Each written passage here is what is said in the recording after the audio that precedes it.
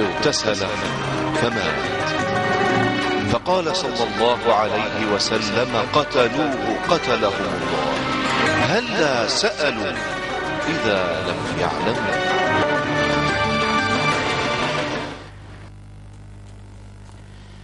هلا سألوا إذا لم يعلموا. بسم الله الرحمن الرحيم، والصلاة والسلام على رسول الله. مشاهدينا الكرام حيثما كنتم وأينما وجدتم، أسعد الله أوقاتكم بكل خير. السلام عليكم ورحمة الله. عدد جديد ولقاء متجدد من برنامجكم هلا سألوا عبر الخامسة، قناة القرآن الكريم من الجزائر. هلا سألوا برنامجكم اليومي الذي يجيب عن أسئلتكم الدينية وانشغالاتكم الفقهية. ضيفنا ومعلمنا بإذن الله هذه الحلقة فضيلة الشيخ الدكتور سعيد بويزري. أهلا وسهلا بكم جميعا وبشيخنا السعيد ومرحبا. مرحبا أخ أحمد. الليل قطعة من العمر، راحة بدن وسكن نفس. قد يكون الليل بالنسبة للبعض وكر للغافلين، لكنه بالتأكيد ملاذ العابدين الصادقين إلى ربهم توابين أوابين. قال تعالى بعد أعوذ بالله من الشيطان الرجيم: إن ناشئة الليل هي أشد وطئا وأقوم قيلا. ناشئة الليل موضوع هذه الحلقة. أهلا وسهلا بكم شيخنا السعيد. بسم الله والحمد لله والصلاة والسلام على رسول الله. معاشر المشاهدين الكرام، السلام عليكم ورحمة الله وبركاته. ناشئة الليل. الليل كما قلتم يا أخي أحمد هو قطعة من العمر، وبتعاقب الليل والنهار يتناقص عمر الإنسان. نقترب من الأجل المحتوم، نقترب جميعا من النهاية، والأمر بالنسبة لسائر الكائنات كلما تعاقب الليل والنهار.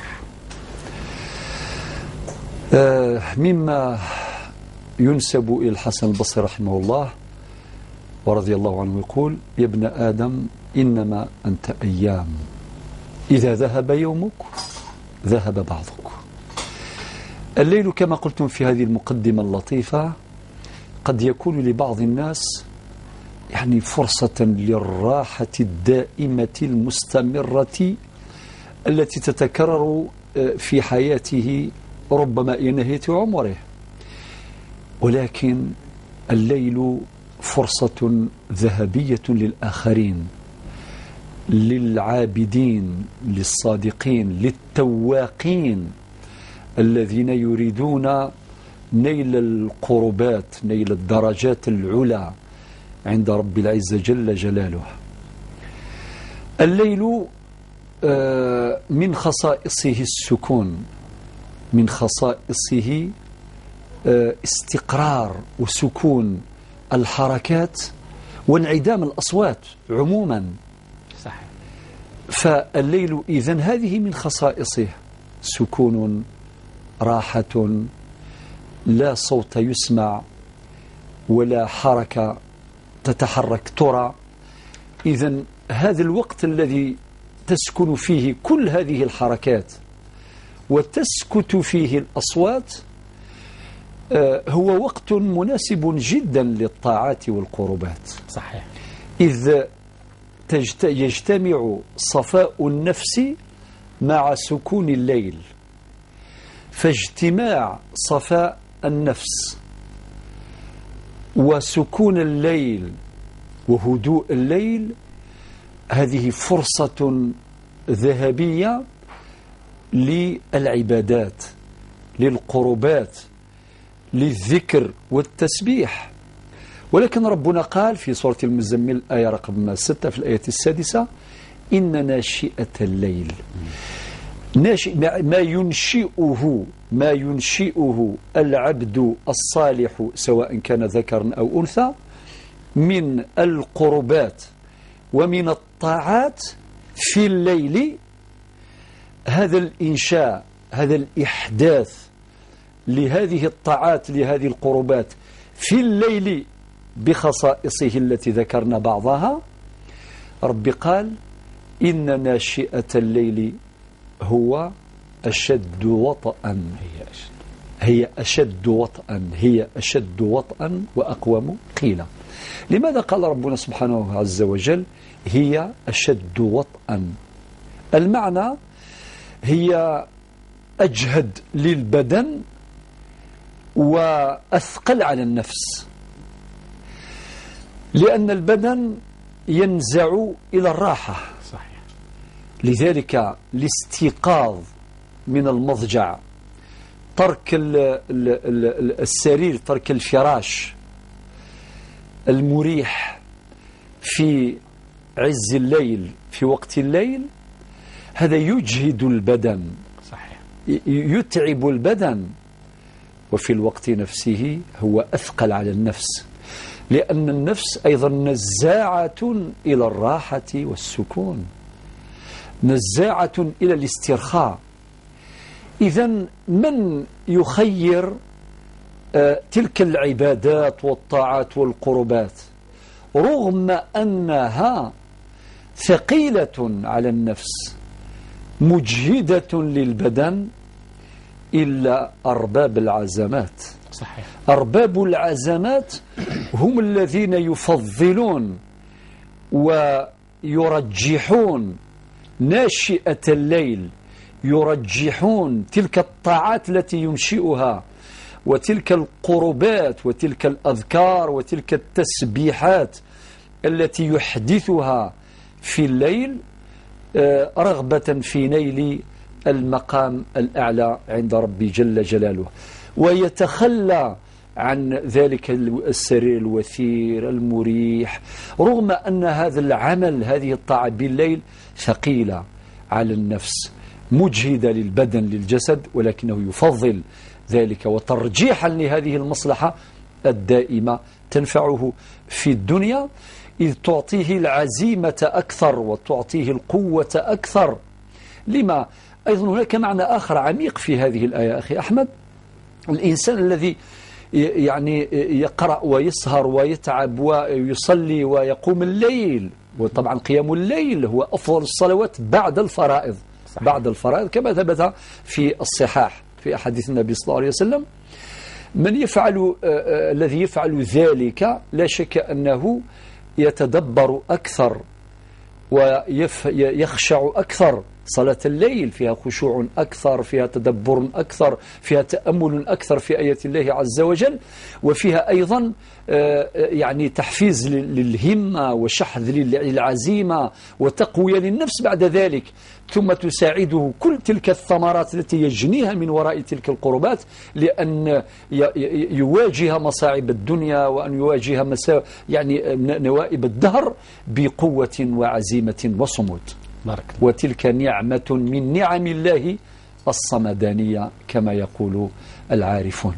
بارك الله فيك شيخنا. بمعنى أن ناشئة الليل هي أشد وطئا وأقوى مقيلة، قوة في النفس والشعور وفي الجسد واتزان، يعني وكأن قيام الليل هذا يورثنا هذا الاتزان شيخنا. نعم يقينا، لأنه هذا الاتزان وهذا التوازن مطلوب، وهذه من الوسائل الفاعلة التي تؤدي بالإنسان إلى أن يحقق هذا المقصد، ولكن لا يحققه بيسر، يحققه بالتعب، وكل من سار على الدرب وصل، وعلى قدر أهل العزم تأتي العزائم. شيخنا بارك الله فيك. وعلى كل هذه الأيام أيام امتحانات بالنسبة للطلبة الجامعيين مثلا، والكثير منهم يسهر الليالي، فما أجمل أن تجمع بين الدراسة والتدبر والتفكر وشيء من قيام الليل حتى تربح الدنيا. يعني إذا أضيفه إضافة خفيفة. بارك الله فيك. على أي حال جميع الطاعات وجميع الأعمال الصالحات التي ينشئها الإنسان في هذه الليالي إن شاء الله أجره ثابت عند الله عز وجل عموما، وهذا كلام عام يستوعب الكثير من الناس، ممن يسهر لينام غيره، ممن يتعب ليرتاح غيره. ولكن مادام ذكرت يعني موضوع الدراسة، بارك الله فيك وربي ذكرك بالشهادة، أقول يا أخي أحمد أنه فعلا الأولاد والمتمدرسون وجميع يعني الطلبة إلى آخره في هذه الأيام تاع الامتحان وهم يحضرون لها، يعني عموما يسهرون يسهرون الليالي، يقول لك نديروا ليلة بيضاء يعني للسهر، ولكن ننصحهم بأن يتركوا مجالا للعبادة، مجالا لصلاة ركعتين في جوف الليل على الأقل، لصلاة 4 ركعات. هذه الركعات تشحذ همته وتقوي عزيمته وتقربه إلى ربه الذي يفتح له البصر ويفتح له البصائر ويوفقه في دراسته ويفتح عقله ليستوعب معلوماته، ثم أنه في تواصله مع الله عز وجل يدعوه. ربنا قال ادعوني أستجيب لكم، وفي هذا الوقت وقت السحر وفي وقت الليل الله عز وجل يستجيب الدعوات. إذا نجمع بين الحسنيين، بين العبادة يعني بين صلاة النوافل والذكر والتسبيح وتلاوة القرآن، يضاف إلى ذلك طلب العلم وتحصيله. بارك الله فيك شيخنا السعيد. ناشئة الليل موضوعنا لافتتاح هذه الحلقة باختصار باللغة الأمازيغية لو سمحت. بارك الله فيك، الله يذكرك بالشهادة مرة أخرى. مثلا ثمثين لا يعد البويساقي لا يعد ثيستاغد يسان دي صورة المزمل، يعني سيدي ربي نبها غيد باللي تظل ثقيض ساعة زردام قارنا كندينا النبي عليه الصلاة والسلام تصل الأحاديث إذا غدينا تظل ثقيض، يعني ما ديكر لخن قيام اللي ديكر قبل الفجر نغاديكر ولو كان ساعتين ساعة 3 أين يزمر الثلث الأخير خاصة الوقتين السحور يسعى زردام قارن سيدي ربي يعني أدي قبل الدعاء ودي قبل الذكر، والإنسان ما يكر هذه الظال هذه غير القرآن خاطر ذيني وعرا باش يجي والسوينس أثيج الزيف نفسيت الزيف في الصورينس، ولكن هذه اختيار العبادة، هذه اختيار الذكر، هذه اختيار الطاعة.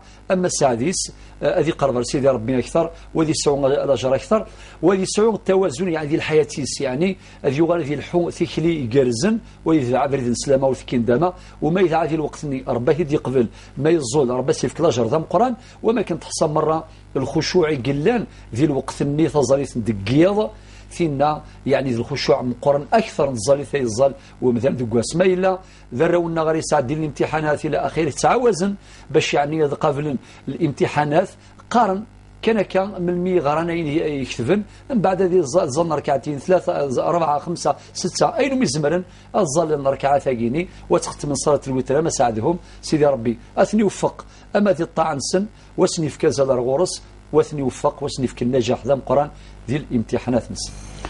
أحسن الله إليك شيخنا السعيد وبارك الله فيك. نبدأ بهذه الأسئلة الواردة إلينا بدءا ثم نعود لاستقبال مكالماتكم الهاتفية. بدءا شيخنا السعيد سامح لي سائلة من العاصمة تقول قبل أختنا نعيمة متزي وزو تقول ما حكم نفساء مات عنها زوجها بعد 10 أيام من ولادتها، هل عليها من عدة تعتدها؟ نعم، ربنا قال في القرآن الكريم يتربصن في حق يعني المتوفى عنهن أزواجهن، قال الله عز وجل يتربصن بأنفسهن 4 أشهر و10. إذن هذه فيها جانب تعبدي، لذلك هذه المرأة نفتيها بما يأتي بيانه أنها تعتد عدة المتوفى عنها زوجها الثابتة في القرآن والسنة في قوله تعالى في القرآن الكريم يتربصن بأنفسهن 4 أشهر و10 أيام، يعني من تاريخ الوفاة تبدأ في حساب العدة 4 أشهر و10 أيام. بارك الله فيك. شيخنا أختنا نعيمة متزوز تسأل ما حكم من يتعمد الإساءة للآخرين ببذاءة لسانه؟ الأخت نعيمة ماذا أقول؟ الإساءة في حد ذاتها غير مشروعة سواء كانت بالأقوال أو بالأفعال، ولعل أكثر الإساءات تقع باللسان. الجواب هو عدم الجواز، يعني باش أجيبك جوابا فقهيا نقول لا يجوز الإساءة، لأن رب سبحانه عز وجل حرم الظلم بجميع أصنافه، كما قال النبي عليه الصلاة والسلام فيما يرويه عن ربي في الحديث القدسي الجليل يا عبادي إني حرمت الظلم على نفسي وجعلته بينكم محرما فلا تظلموا، يعني ربي حرم الظلم على نفسه وما ربك بظلام العبيد كما قال في آية أخرى. ولكن في هذا الحديث القدسي يقول بينتكم أيضا هذا الفعل أو الظلم حرام بينتكم بأي صورة من صور الظلم، بأي شكل من الأشكال. وهذا الذي يتعمد الإساءة باللسان لا حول ولا قوة إلا بالله. أولا هذا اللسان كان أحد العارفين بالله يقول لساني أسد إذا أطلقته أكلني. معنى أول ضحايا اللسان هو صاحب اللسان، يعني هو أول الضحايا. لذلك لا يجوز. ربي سبحانه قال في القرآن وقولوا للناس حسنا. هذه الكلمة باللسان يقدر الإنسان ينفع بها ويقدر يضر بها. لذلك ربي قال وقولوا للناس حسنا، ما قالش إساءة. ربي قال في القرآن الكريم في آية أخرى في سورة إبراهيم الآية 24 لغاية الآية 27 مثل ربي يقول ألم ترى كيف ضرب الله مثلا كلمة طيبة. هنا يتحدث عن كلمة طيبة كشجرة طيبة أصلها ثابت من فوق في السماء، إلى أن يقول ومثل كلمة خبيثة كشجرة خبيثة اجتثت من فوق الأرض ما لها من قرار. يعني وأحاديث كثيرة في هذا الباب أيضا تمنع هذه الإساءة. فقط في حاجة مهمة أيضا بالقبيل يقول واحد المثل رائع، يقول لك أي السيلان ذاك سم ذا شكيران ذا سنان. يعني هذه الحكمة تخاطب اللسان. يقول لك يا لسان ربي خلقك من اللحمة أو اللحمة طبعا يعني طرية وما تضر، ولكن كان اللي حول لسانه إلى أشواك. أي لسيلان ذاك سوما شكيرا ذا سنان. وقارن ذا الجرح يتغيز يحلو يرى والي تغيز يرنو. يعني ممكن قد يصاب الإنسان بجرح في جسده ويشفى منه، ولكن الجرح باللسان. جراحات السنان لها التئام. نعم. ولا يلتئم ما جرح اللسان. الله يبارك. هذا المثل البيت الشعري هذا يناسب سوا أي الجرح يتغيز يحلو يروال. عودها برك أحمد. جراحات اللسان لها التئام. أيوة. جراحات السنان لها التئام ولا يلتئم ما جرح اللسان. عودوا برك بالقبائلية. لازم نزبط. نعم. الجرح يتغيز يحلو يروال يتغيزير النو إقازير النو في روايات أخرى. لذلك نقول لك يا أخت نعيمة هذا لا يجوز. نعم. بارك الله فيك شيخنا السعيد. هذه أختنا أتصور دهية بومرداس. هل يجوز استبدال الذهب المستعمل بالذهب الجديد مع العلم أن السعر مختلف نسبيا؟ أخي أحمد أنت تعلم بأنه في أسئلة كثيرة عن موضوع الذهب، ونتمنى أن تخصص بعض مقدمات البرامج لهذا الموضوع باش نذكروا الصور الجائزة والصور الممنوعة. طيب هذه المعاملة يا الأخت هي لا تجوز. هذه المعاملة لا تجوز. لماذا؟ ممكن تقول لي ما هي الصور التي تجوز؟ نقول لك فيها صور جائزة. من هذه الصور أنك تأخذين ذهبك ما كان قديما أو لا يهم إلى الصائغ إلى بائع الذهب ويشتريه من عندك، بالثمن المناسب. طيب ثم أنت تشترين، ديري عملية أخرى معناها عقد آخر، يكونوا عقدين منفصلين. لماذا؟ للابتعاد عن المفاضلة وتجنبا للوقوع في الربا. وهذا خاصة عند سادتنا المالكية يمنعون ذلك ويحرمونه بإطلاق. وتجابوا أدلة كثيرة منها ما كتب عمر بن الخطاب لمعاوية بن سفيان رضي الله عنهما جميعا. يعني في هذا السياق، في هذا التبادل تاع استبدال الذهب بالذهب والفضة بالفضة إلى آخره. لا، تجنبا للوقوع في الربا المحرم. نعطيك الصورة اللي هي صحيحة.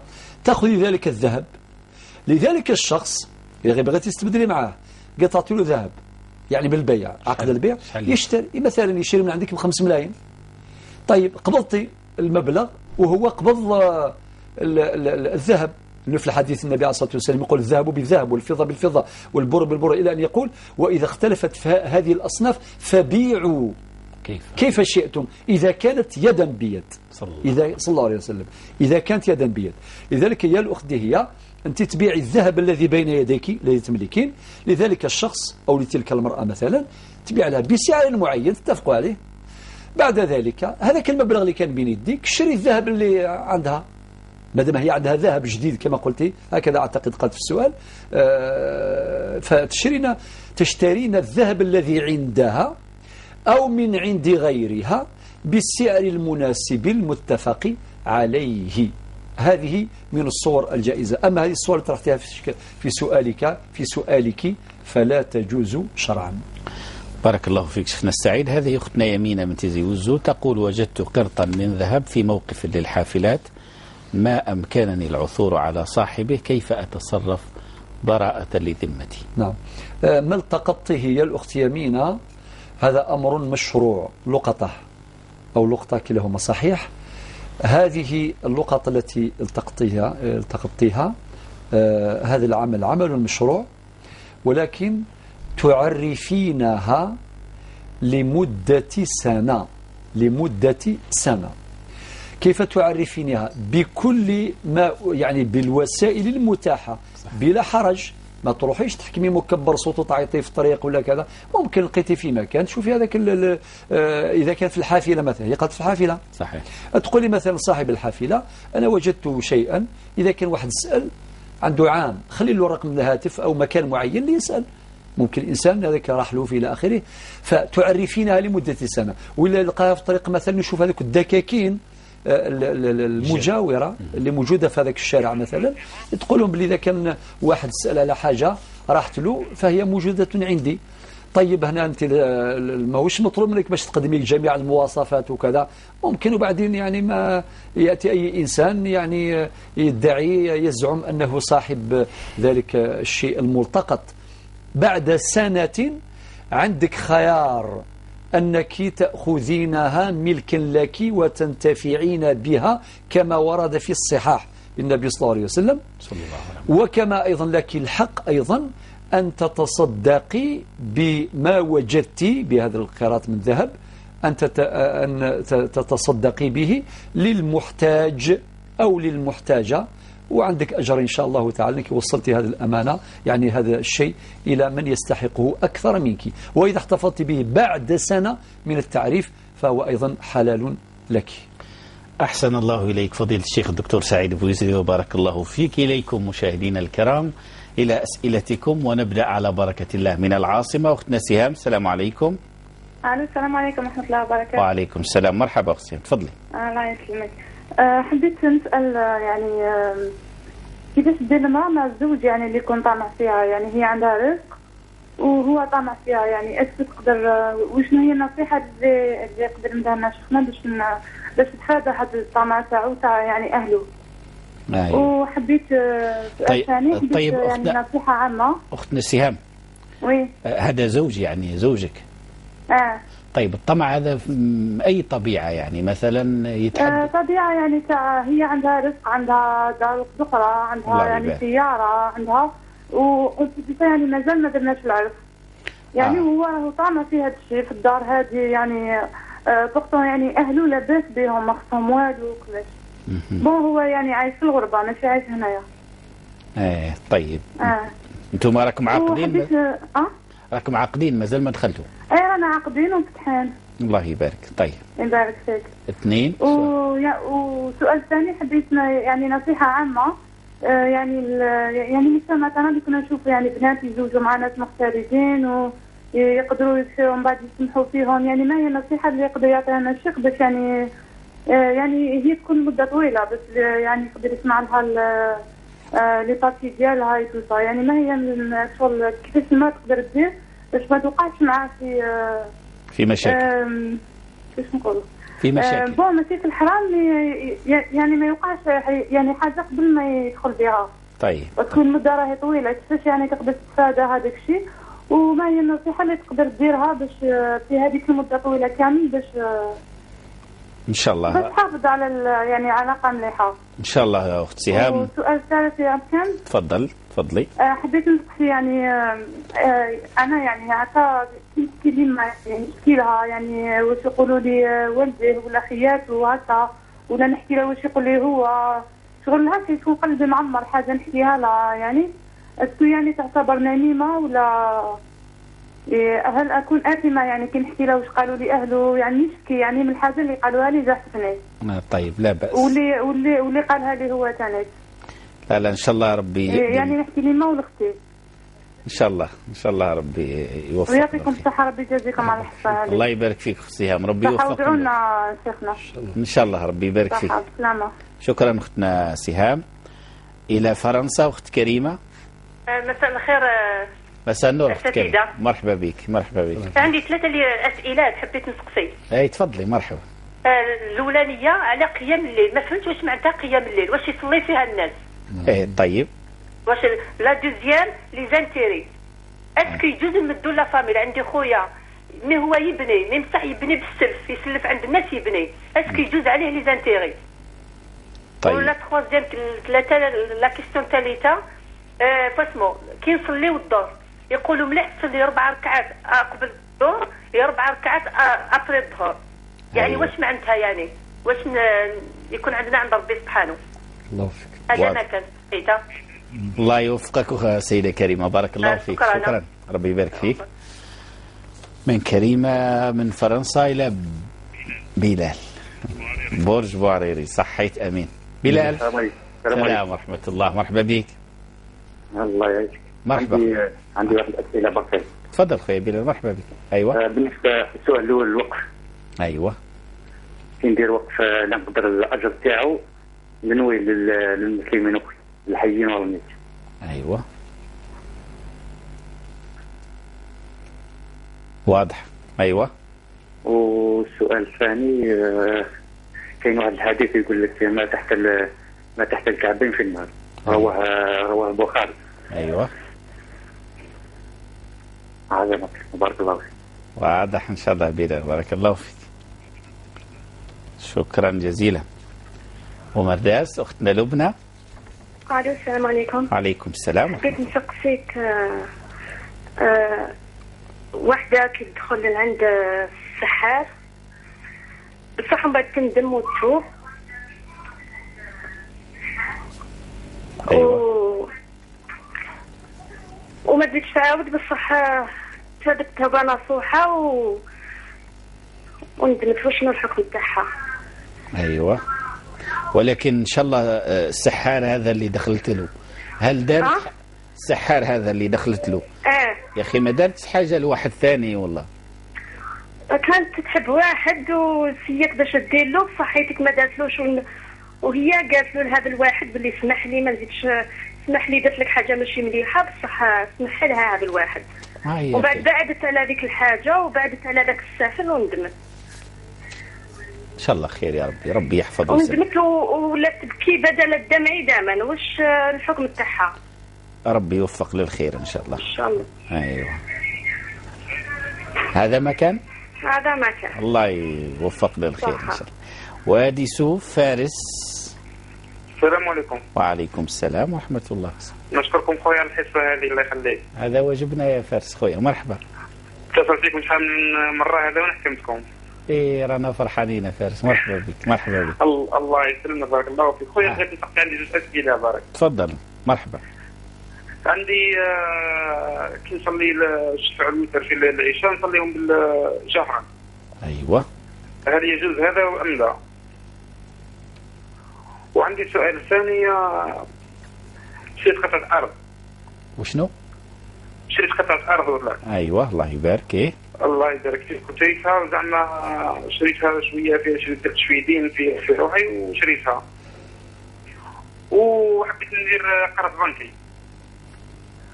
حبيت نفسر تقول تعرف قرض بنكي في ليزانتيل وفي كل شيء، وبقيت نحتار اسكو نديرها اسكو ما نديرش. الأرض هذا الأرض هذا حبيت تبني عليها سكن؟ حبيت نبني. طيب واضح. والشهرية ما لحقتش، حبيت ندير قرض بنكي واسكو نديرها ما نديرش، كنت محتار. أيوة. طيب هذا المكان، بارك الله فيك خويا. واضح خويا فارس، ربي يوفقك ان شاء الله. الله يحفظك. الله ينورك ان شاء الله، بارك الله فيك خونا. شكرا جزيلا فارس من وادي سوف. هلا سألوا عبر الخامسة قناة القرآن الكريم من الجزائر. موعدكم اليومي جلسة الإفتاء التي تجيب عن أسئلتكم وانشغالاتكم الفقهية. على بركة الله نبدأ شيخنا من السؤال الأول لأختنا سهام، وهي تستنصح فيما يتعلق بزوج مستقبلي إن شاء الله وزوجها الحالي تقول فيه شيء من الطمع، بما تنصح؟ نعم.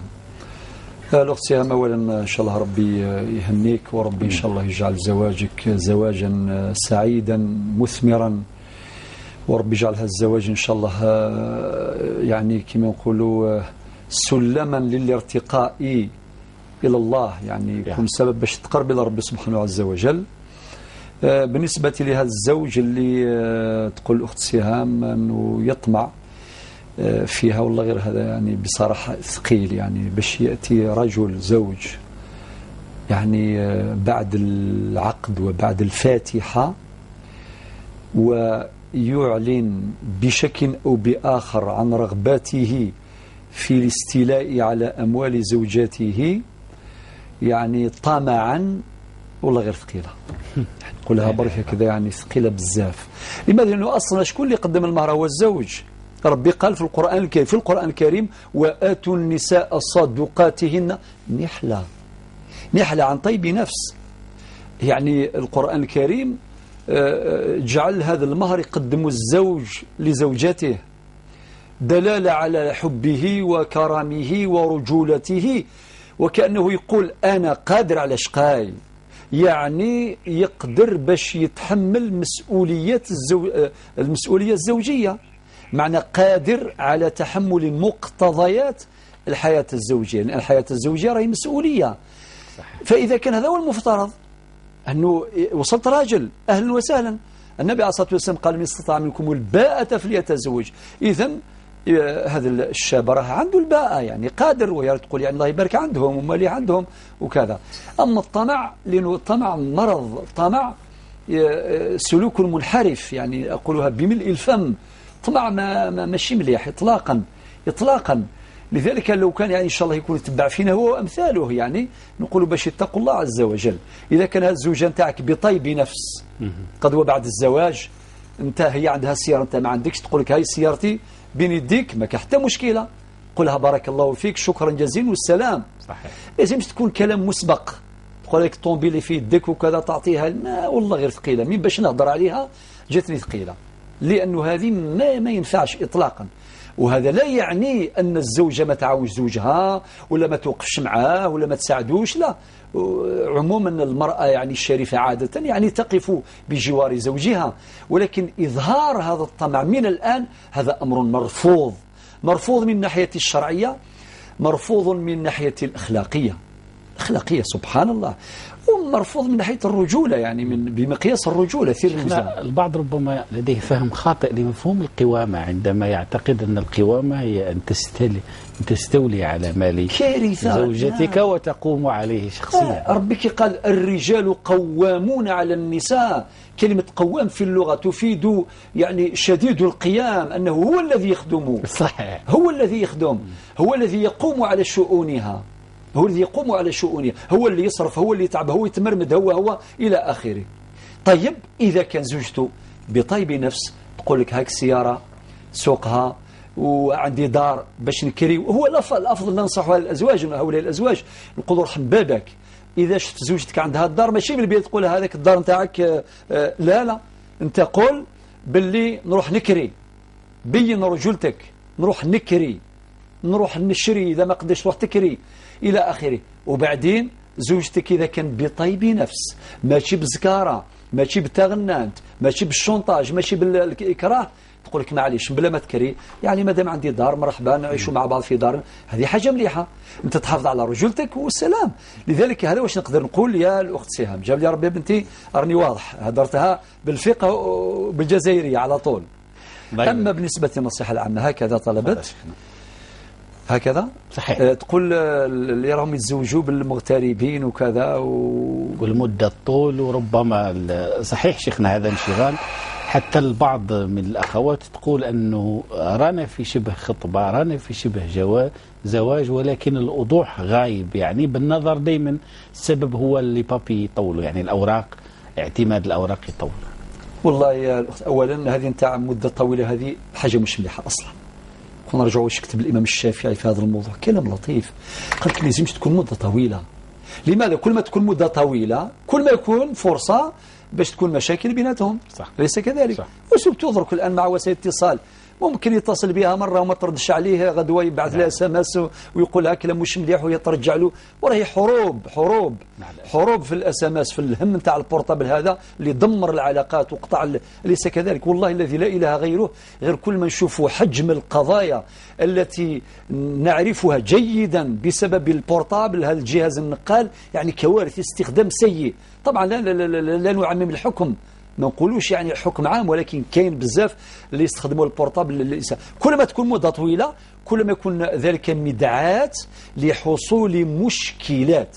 لذلك إذا كان مازال ماسك مشكواطو، مازال يهيئ نفسه وكذا إلى آخره، الوثائق وكذا، يا سيدي المدة تكون طويلة، معليش إذا كان هذا الظرف الله غالب، ولكن تقليل من فرص التواصل إلى أبعد حد ممكن.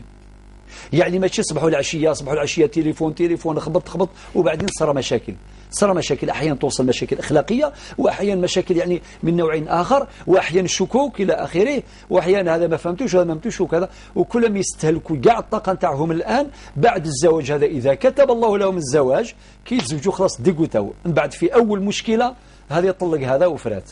لذلك ننصح هؤلاء الشباب أولادنا، نقول لهم اتقوا الله عز وجل، روحوا بالعقل، بالتي كاين الحرمة، كاين القدر، كاين احترام المتبادل. إذا تجاوز الأمر حده انقلب إلى ضده، ولازم تكون الصراحة، وما لازمش يكون هناك الكذب والنفاق والشكوك والظنون وأشياء كثيرة تقع. يعني ما أخبيش عليك أخ أحمد، منذ 3 أيام فقط واحد اتصلت بي قالت لي هو فرنسا، هي راهي هنا، وبعدين اتصل بها حوالي 5 مرات ما ردتش، قال لها دبري راسك، وين كنتي في هذاك الوقت اللي كنت نتصل بيك؟ قالت له كنت عند الطبيب. دبري راسك، جيبي لي الشهاده والناس يشاهدوا باللي كنت عند الطبيب. يا حول، يدير لونكيت، ملف كامل يعني، يدير لونكيت ويقول لها دبري راسك في اي تحركاتك في البلاد لازم نعرفها. شنو هذا؟ يدير GPS ولا يدير ساتيليت ولا يتبع؟ لا ما يلزمش لك الان، راهي عند مالها، راهي في الحرمه نتاع مالها. وش بيك؟ بعض الناس يعني يدخلوا في كما يقولوا بين يريشر ذوك السوم، يدخلوا بين الظفر واللحم، يعني لازم يتبع كل تفاصيل وكذا، وراهي رايحه جيبها عندك وتبع خلاص والسلام. لذلك الان في كثير من الاعراف وين الفاتحات ندار في هذاك النهار، يديوها الكورتيج هذاك النهار والسلام، كل شيء في هذاك النهار والسلام. اسمح لي اخويا احمد، درك هذو ولادنا يعني لازم نتكلم، نفضل نتكلم بلغه القلب بصراحه. الله فيك. هذه يا بنتي سهام، هذا واش نقول، عندها سؤال يتعلق بما نميمه، هل ما تقوله وما تحكيه من هموم لاختها وامها نميمه؟ هذه ثانيه يا بنتي، شفتي الكلام كيكون كثير يا اخي. احنا مقبلين نقول واحد المثل حلوه، قال لك اوال ما وزي فرا ما غزيف أديوي شرا غادي أديلا لكرا، يعني أديني كرا، يعني إما يفرا إما أديني كرا. يعني كل ما يكون يكثر القيل والقال كل ما لا حول ولا قوة إلا بالله. وبعدين تبدأ المشاكل، القلوب من بعد تتعكر. ذلك نقول لك يا بنتي النميمة لا تجوز. النبي عليه الصلاة والسلام يقول لا يدخل الجنة قتات صلى الله عليه وسلم. يعني هذيك اللي يديو. طيب تقولي واش نقول؟ سهلة. إذا كان جاك أذى مثلا من أي شخص، عندك أختك الله يبارك بالعلاقة اللي بينك وبينها، تفضفضي لها، تحكي لها باش تخفى عليك، هذا أمر جائز. أما أنه توصلي الكلام من هذا لهذا، هذاك هو النميمة. أما أنك تخرجي من قلبك باش ترتاحي لمن تثقين فيه، تخرجي اللي في قلبك، هذا بنتي ليس فيه حرج، بشرط أنه هذاك الإنسان اللي حكيتي له ماشي باش يستثمر هذاك الكلام ويوصله ولا يدير به قرة يدير به حرب. لا لازم يقول لك صدور الأحرار قبور الأسرار. صحيح. نحن بشر، الإنسان تعب من حاجة وكذا، قلقته حاجة يحكيها لمن يثق فيه عادي، ولكن على أن يكون في مستوى حفظ السر، إذ أن صدور الأحرار هي قبور الأسرار. أما بالنسبة للدعاء، سأل الله عز وجل أن يحفظك يا سهام، وأن يجعلك من أعلام الهدى، وأن يسكنك الفردوس الأعلى بعد طول عمر وصلاح عمل إن شاء الله يا ربي. بارك الله فيك شيخنا السعيد.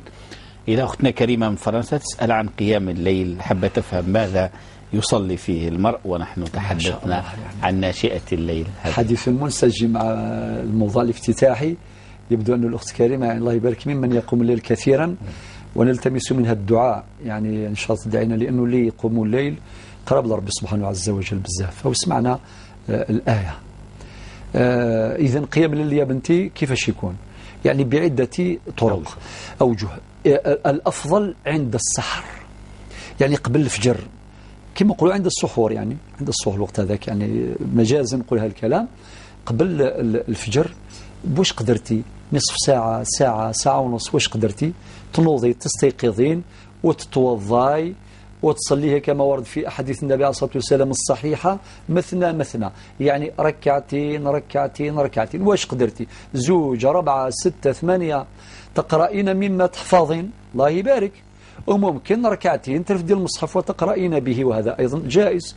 كي تكملي خلاص قريب يوصل الأذان الفجر، أذان الصبح، تصلي صلاة الوتر وتختمي. وهذه من العزائم كما قال النبي عليه الصلاة والسلام لعمر بن الخطاب في هذا الموضوع، حينما كان يؤخر ركعة الوتر، يأخرها هي آخر ما يصلي في، يعني في نهاية الليل، وتزيد تصلي صلاة الوتر والله يبارك، وتستنى الفجر ومع الصبح تصليهم وربي يتقبل. إذن ركعتين ليس هناك أي شيء يعني يفرض على الإنسان، سواء عدد الركعات، ركعتين أقلها 2 وأكثرها بلا حدود إن شاء الله. واش تقدري زيد أكثر من ذلك. إذا كان صليتي مثلا 4 ولا 6 وبعدين عيتي، يجوز باش تصلي وأنت جالسة صلاة النوافل. وكذلك بالنسبة للقرآن ما تيسر من القرآن، الطوال ولا قصار الصور، ما تيسر من القرآن اقراي. وعاقب كل صلاة تدعين باش قدرتي بعد كل ركعتين بالأدعية النبوية المأثورة. وما تنسيناش بدعائك يا الأخت كريمة. بارك الله فيك شيخنا. تسأل أختنا كريمة، لها أخ يبني وهو يشيد بيته، مشكلته أنه كثير السلف والدين على الغير، تستفسر إذا كان في الإمكان أن تقدم أموالها الربوية المحرمة التي تتخلص منها إلى أخيها. نعم، أولا هذه الفوائد الربوية، فوائد البنكية الربوية، لا يجوز الانتفاع بها في أي واجب شرعي، لا على النفس ولا على الفروع ولا على الأصول ولا على من وجبت عليك النفقة. أما إذن وجب التخلص من هذه الفوائد الربوية.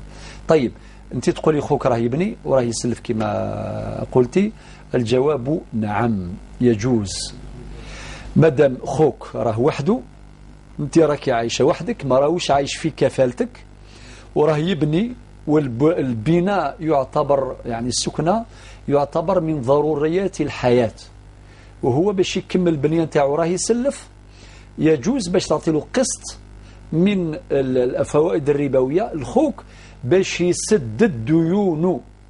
قسط وليس كل. ماذا بك ماهوش كل، يعني تدعين جزءا من ذلك المال الربوي تمديه للفقراء والمساكين أو للمصلحة العامة، للنفع العام، وقسط منه لا نحدده بالثلث أو الربع أو 3/4 ولا، تمديه الخوك باش تعاونيه يسدد ديونه باش يكمل السكن نتاعو إن شاء الله.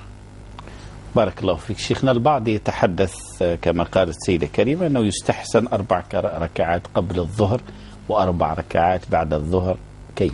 هذا ورد في حديث النبي صلى الله عليه وسلم. هذه الصلوات تسمى الرواتب، يعني كما هذا 4 ركعات قبل الظهر أو 4 ركعات بعد الظهر، أو 2 قبل الظهر أو 2 بعد الظهر، يعني كل هذه وردت فيها أحاديث صحيحة للنبي صلى الله عليه وسلم. 2 بعد المغرب وبعد العشاء، هذه تسمى الرواتب، إما عددها 10 ولا إما عددها 12 حسب هذه الأحاديث النبوية. وكي ترجع إلى كتاب بلوغ المرام من أدلة الأحكام، يعني نصحوك يا الأخت كريمة فرنسا، أكيد تقدر تحصل هذا الكتاب ممتاز جدا، هو من الكتب العظيمة جدا في الأحكام، اسمه بلوغ المرام من أدلة الأحكام للحافظ ابن حجر العسقلاني. يعني كوصل هذه الرواتب فصلها تفصيل دقيق جدا، وتلقاي هذا موجودة. إذن هذه 4 ركعات قبل الظهر و4 ركعات بعد الظهر، هذه وردت عن النبي صلى الله عليه وسلم.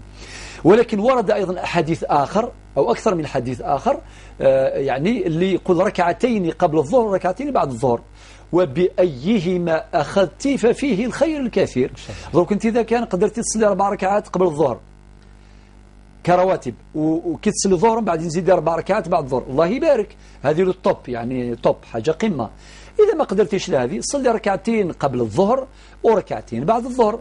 إذا ما قدرتيش لهذه صلي ركعتين قبل الظهر وما تصليش بعد الظهر. إذا ما قدرتيش لهذه صلي الظهر وبعدها ركعتين بعد الظهر والسلام. كل هذه مقبولة وهي من الرواتب، وعندك أجر كبير يا الأخت كريمة بالنسبة للرواتب، وهي الدوزيام كونت اللي ربي سبحانه يوم القيامة يعطيه لنا يوم القيامة. يعني كاين فرائض، كاين فرائض الصبح الظهر العصر المغرب العشاء نتحاسبوا على هذه كاع في حياتنا، وبعدين وين كاين كامل نقص الى اخره منين يتغطى يعني كما يقولوا سيستم كومبونساسيون يعني التعويض يكون من هذه النوافل، نظام التعويضي من هذه النوافل. اذا كل ما عمرتي الكونت نتاعك بالنوافل كل ما عندك اجر كبير ان شاء الله.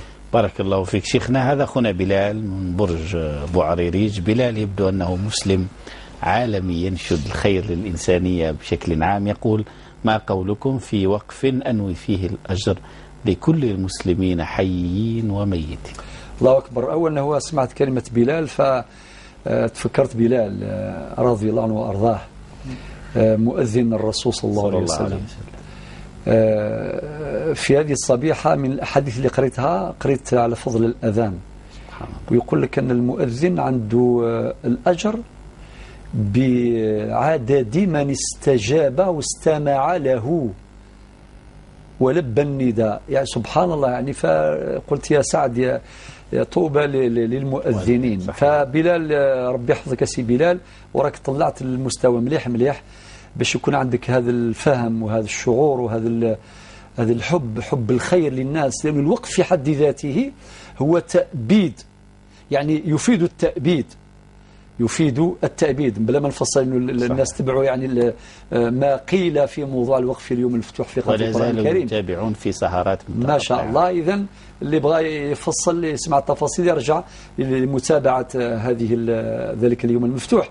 ولكن إذن الوقف يفيد التأبيد، ومن مقاصده ضمان الخير الدائم إلى نهاية الحياة. واحد يدير مسجد لوجه الله، وقف لله، يدير مستشفى لوجه الله، يدير مثلا مساكن للفقراء والمساكين للمعطوبين وإلى آخره والمرضى وكذا المسنين وكذا، يدير مدرسة. كل هذه الأعمال الله يبارك يعني اللي يديرها وقف الله عز وجل يسعده. هذا بالنسبة للعمل في حد ذاته، للصنيع في حد ذاته. أما بالنسبة للنية أنا بحديث ابن عمر، حديث عمر بن الخطاب يقول فيه النبي صلى الله عليه وسلم: إنما الأعمال بالنيات وإنما لكل امرئ ما نوى. راك نويتوا باش الأجر لجميع المسلمين الأحياء والأموات ربي يتقبل منك. وقرأت كلاما لطيفا لأحد العلماء قال: كلما اتسعت نيتك في عمل الخير لتستوعب عدد أكبر من الناس كلما كان أجرك أكبر. يعني يقدر واحد يدير الأجر ينويه غير ليماه وباباه واخته وكذا واولاده مش عارفيه وهكذا، هذا حاجه مليحه جدا. صحيح. يعني شيء محبوب وشيء مطلوب، ولكن كل ما واحد يدير العمل وينوي الاجر نتاعو للناس جميعا ويشركهم في هذا الاجر كلما هو ايضا حظي بالاجر ان شاء الله المماثل. راك ماجور سبيل بارك الله فيك، وربي يتقبل منك ان شاء الله تعالى وممن يفعل هذا الصنيع. بارك الله فيك شيخنا. بلال يسأل على انشغال إشكال يتعلق بالإسبال، ما تحت الكعبين فهو في النار، وهذه موجودة في مجتمعنا. البعض ربما إذا رأى لك سروالا ينزل على قدميك فيبشرك مباشرة بالنار. ما قولكم فيها؟ الله يبارك يا أخي بلال، أشكرك على هذا السؤال الثاني أيضا مهم. كما قال خوي أحمد يعني هذا الأمر يطرح أحيانا يطرح في شكل إشكال يعني. صحيح. وربما يؤدي إلى نزاع أو إلى أزمات. صحيح. بسبب أنه واحد يشوف لابس سروال وتحت ما تحت الكعبين ويجيب الحديث مباشرة يقول ما تحت الكعبين في النار. أولا نعطي جملة من التنبيهات لفهم هذا الحديث وغيره من الأحاديث. الله يبارك فيك. من القواعد المنهجية في فهم النصوص أو في استنباط الأحكام أننا نستجمع جميع النصوص المتعلقة بالموضوع، جميع النصوص. بمعنى ما نقدروش، بمعنى آخر لا نستطيع أن نستنبط حكما شرعيا أو فتوى شرعية من نص واحد، قرآنا كان أو سنة. لو كان أعطيك يا سي بلال الآن مثال، احنا مريحين وسي أحمد هنا طبعا مع الإخوة اللي راهم مع فريق البرنامج جميعا، ويجي واحد يقول كان حبيت نخلي وصية لوليدي 90% مما أملك لوليدي، وصية تيستامون. طيب ويجي واحد آخر يقول أنا حبيت نخلي كل شيء الواحد آخر ماهوش وليدي طبقا للقرآن الكريم. نجاوب نقول طبقا للقرآن الكريم عندك الحق تخلي لوليدك وبلا حدود. وبلا حدود تخلي له واش 100 مليون 100 مليار واش عندك وصية. ومن خصائص الوصية وأحكامها أنها تتراخى أثارها إلى ما بعد وفاة الموصي ثم تنفذ ويستفيد منها الموصى له أي المستفيد. طيب يرفض القرآن الكريم، نقول بالقرآن الكريم ربي قال من بعد وصية توصون بها أو دين. إذن القرآن لم يحدد لا المقدار ولا المستفيد. يعني المفهوم نتاع هذه الآية معنى كل الناس يستفيدون سواء كانوا ورثة أو غير ورثة. ولكن يا أخي لو قلت ذلك أو قلت أنت ذلك لكنا من المخطئين خطأ. لماذا؟ ما هو الصحيح إذن؟ الصحيح أن نرجع إلى السنة النبي صلى الله عليه وسلم، مثل حديث سعد بن أبي وقاص اللي يقول إنك إن تذر ورثتك أغنياء خير من أن تذرهم، في رواية تدعهم عالة يتكففون الناس، الثلث والثلث كثير. هاو فهمنا إذن الوصية لازم لها أنتير لو ماكسيموم ثلث كأقصى حد. ونجيبوا حديث واحد آخر النبي صلى الله عليه وسلم يقول إن الله قد أعطى كل ذي حق حقه فلا وصية لوارث. هاو بعدنا الورثة إلى أن يجيز الورثة. وبعد يجيبوا حديث النبي صلى الله عليه وسلم إن الله تصدق عليكم بثلث أموالكم في آخر أعمالكم زيادة في أعمالكم فضعوه حيث شئتم. يعني النهاية نجيبوا كاع النصوص باش نخرجوا الحكم. نقولوا الوصية مشروعة، 1. 2 لا وصية لوارث. 3 إذا وقعت الوصية لأحد الورثة لابد من إجازة الورثة الآخرين بشرط أن يكون من أهل الإجازة. أما إذا كانوا قصرا فرضاهم غير معتبر. وبعدين إذا صحت الوصية بهذه الشروط لا تصح بأكثر من ثلث. نخرجوا شغل الأوردونونس. حتى في هذه أخي عود الموضوع ما تحت الكعبين في النار. أولا كاين أحاديث أخرى تبين أن الذي يجر ثوبه خيلاء تكبرا تعنتا شططا. هنا نقول نعم هذا الذي يمشي خيلاء متكبر وكذا ما تحت الكعبين كامل في النار. هذا الوعيد النبوي باش يسقم روحه يتواضع كما قال ربي في القرآن إنك لن تخرق الأرض ولن تبلغ الجبال طولا. يلي راه يتكبر على الناس، يلي راه يتخيل كذا وكذا لازم يمشي خيلاء يتواضع. هو ابن آدم كلكم لآدم كما قال النبي صلى الله عليه وسلم وآدم من تراب. إذن التفاضل يكون غير كما قال ربي في سورة الحجرات إن أكرمكم عند الله أتقاكم. فهمنا الآن باختصار يعني إذن الممنوع هو على من يجر ثوبه خيلاء. وما من هذا الباب يكون الوعيد ويكون النذير من هذا الباب. أما قضية التكبر والخيلاء هذا أمر قلبي بمعنى ممكن الإنسان يمشي أبي على رجليه متكبر. صحيح. ممكن واحد يسوق كات سيارة الكات يعني الكبيرة وهو متواضع، أليس كذلك؟ صحيح. ممكن راه يسوق سيارة نتاعو متواضع يسبح يذكر الله ويحب الخير للناس وما يستخدمش هذا الشيء اللي عنده باش يحقر الناس. وممكن هذاك يمشي على رجليه ومتكبر ويشوف كل الناس لا ما يسوى ولا شيء وكذا. هذا يجب أن تنصرف أفهامنا وجهودنا إلى أمراض القلوب. وصدق الله إذ يقول إلا من أتى الله بقلب سليم. ثم أمر أخير أنه أمر اللي بس يتعلق بالبيئة. يعني ذلك حنا رنا في الشمال يعني حنا كي نروحوا للصحراء نتاعنا لتندوف ولا تمنرست ولا ما نقدروش نمشيو لا بالبرنوس نتاعي هذا ولا بالكوستيم، ولا نلبسوا اللباس اللي مقبول في البيئة، يتواكب يعني يناسب الجو إلى آخره، ويناسب أيضا الناس اللي راهم عايشين تم. نعم.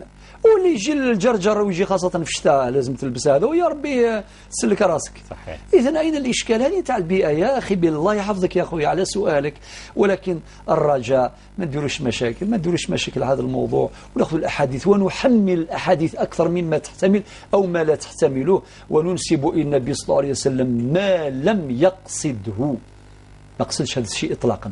ولعل تكون فرصة يعني للعودة مرة أخرى باش ما نضيعوش وقت أكثر من هذا. لا شيخنا شكرا جزيلا، لأنه بعض المسائل تحتاج دائما إلى توقف وتأكيد، وإن شاء الله أخونا بلال فهم الرسالة. بومرداس وليؤذن إذن. بومرداس شيخنا أختنا لبنى تقول: ما قولك في من تدخل في الشجار عند سحار عفوا وتندب وتتوب ألا تعاود؟ وكنت سألت عمدا عن ملابسات هذا الدخول. عندنا 5 دقائق في والثلاث أسئلة هذه. تفضل. الله يبارك يا بنتي لبنى. واش نقول لك يعني طبعا هذا الصنيع لا يجوز شرعا. هذا الذهاب والدخول على السحارين والسحارات والمشعوذين والمشعوذات هذا لا يجوز قطعا. شرك. نعم حرام، وخاصة إذا صدقه. يعني واحد يدخل على المشعوذين ويدخل كذا وبعدين وصدق فقد كفر بما أنزل على محمد صلى الله عليه وسلم. نسأل الله العافية. إذن ولكن هذا التحذير طبعا ما هو الشرك الأكبر، ولكن يعني فيه من الشرك الأصغر الكثير، وهو إثم كبير. كيف يتوب شيخنا؟ التوبة سهلة. التوبة هي قالت الله أكبر، حتى العبارة حقك تبكي دما ودمعا. نعم، بدل الدموع دما، أعتقد هكذا قالت. يعني إن شاء الله ما تبكيش بالدم، إن شاء الله الدموع برك تكفي إن شاء الله لتغسل القلوب. ثم أول بشرك أول توبة النصوح لازمها 3 شروط هنا. الشرط الرابع راك طرحت سؤال وجاوبت، يعني هل يعني الصح خدمت هذا ضد، قال لك خلاص هذا ندم ومش عارف ايه وسامحني، معنى هذا الشرط الرابع متحقق انتهى. 3 شروط. الشرط الأول هو الندم، معناه الندم محله القلب، وواحد كيندم في قلبه خلاص، يعني هذاك الشيء قالوا يا ربي اغفر لي. الأمر الثاني الإقلاع، معنى ذاك الفعل اللي كنت تديريه تخلينا عنه. والأمر الشرط الثالث للتوبة النصوح هو العزم، يعني في المستقبل أنك لا تعودي إلى ذلك الفعل. ما تزيديش تدخلي عند السحارة أو عند السحار، هكذا تتحقق التوبة النصوح. ونبشرك يا بنتي بقوله تعالى، ربي يقول: قل يا عبادي الذين أسرفوا على أنفسهم ربي قال لا تقنطوا. إذن ما تقلقيش، يعني المهم دام ندمتي وخليتي هذا السحر هذا السحارين هذو خلاص، لا تقنطوا من رحمة الله إن الله يغفر الذنوب جميعا إنه هو الغفور الرحيم. والنبي صلى الله عليه وسلم يقول: التائب من الذنب كمن لا ذنب له، ويقول: كل بني آدم خطاء وخير الخطائين توابون. يعني اطمئني، كل النصوص في القرآن والسنة تقول لك ما تخافيش، اطمئني، ربي يتوب عليك إن شاء الله تعالى ويتوب على جميع التائبين. شيخنا السعيد فارس من وادي سوف يسأل وهو يصلي الشفع والوتر جهرا، هل يجوز له ذلك؟ نعم، أقول له يا أخي فارس، وأنت فارس الميدان، يعني في رمضان كلنا نصلي صلاة التراويح. صحيح. نصلي والإمام يصلي بين العشاء طبعا جهرا الركعة الأولى والثانية، ويصلي بنا التراويح بالجهر، وكيجي الشفع والوتر هل يصليها سرا؟ جهرا. ونسمعوا في الحرم وجميع حيث تنقل يعني صلوات التراويح في شهر رمضان الفضيل. إذا نقول لك يا أخي فارس، ولكن عند الناس يستقرنوا كأنه القراءة الجهرية تصح فقط في رمضان. لا تصح في رمضان وفي رمضان. أنت صلاة الليل عموما إذا كان حبيت تصلي الشفع والوتر سرا فذلك جائز، وإذا كان حبيت تصليهم جهرا فذلك جائز يا أخي فارس. شيخنا السعيد اشترى قطعة أرض يترتب عليه دين لنتيجة ذلك، واحتار في أمره، يريد أن يأخذ قرضا بركيا بالضرورة ربوي كما قال، لأن راتبه الشهري لا يمكن أن يوصله لبناء هذا البيت. بما تنصحه؟ النصيحة كالآتي: أولا 30 ثانية. إذن يا أخي إذا كنت مضطرا فيجوز لك اللجوء إلى الاقتراض من بنك بقرض ربوي. درجة الاضطرار إذا لم تجد من يقرضك، والسكن من ضروريات، من ضرورات الحياة. فإذا طرقت أبواب الناس من تثق فيهم سلفوا لي باش نكمل داري، ولكن ما لقيت حتى واحد يسلف لك، في هذه الحالة يجوز لك، والفتوى التغيير بتغير المستفتي، يجوز لك أن تقترض قرضا بنكيا لتكمل سكناك وإن شاء الله تسكنها بخير. الضرر تبيح المحظورات، فمن اضطر غير باغ ولا عاد فلا إثم عليه. شيخنا السعيد، ربي يجزيك في الخير، وشكرا جزيلا على ما توقفت عليه معنا هذا العدد. أنقل لكم تحيات فريق العمل هذه اللحظة. شكرا لشيخنا الدكتور سعيد بوزري. غدا لقاء جديد. شكرا لكم على وفائكم. ابقوا على الخامسة، والسلام عليكم.